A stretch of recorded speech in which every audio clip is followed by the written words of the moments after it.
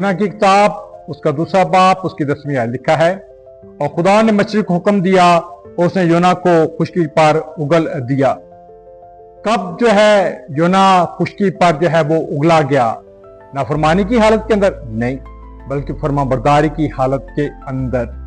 जब आप नाराजगी से रास्तबाजी की तरफ जो है वो आते हो, तो फिर जो है खुदा आपको जो है जिंदगी बख्शता है, आपको मौत के मुंह से छुड़ाता और आपको जिंदगी की तरफ जो है गामजन जो है वो करता है।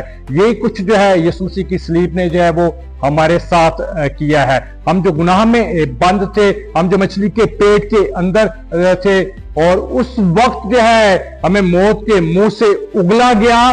जब जो है हमने खुदावंद को कबूल किया, उसके किए गए काम को जो है वो कबूल किया, हम नाफरमानी से फरमाबरदारी की तरफ जो है आए, फिर हमारी जिंदगी जो है वो खुशकी पर जो है वो आई, फिर हमारी जिंदगी जो है वो फिरदौस की तरफ जो है वो आई, फिर हमारी जिंदगी जो है नई बनी और हम नई मखलूक जो है वो कहलाए। अगर आज आप मछली के पेट में यानी गुनाह की हालत के अंदर हो, तो फिर अपनी नाफरमानी का इकरार करो, और मैं ईमान लाता हूं खुदा यीशु मसीह के नाम की कुदरत के वसीला से जो है आपको जो है वहां से निकालेगा और ठीक जगह पर लेकर आएगा, जहां पर आप जो है आसमानी कहलाओगे और हमेशा की जिंदगी के वारिस बनोगे। यीशु के नाम में आमीन।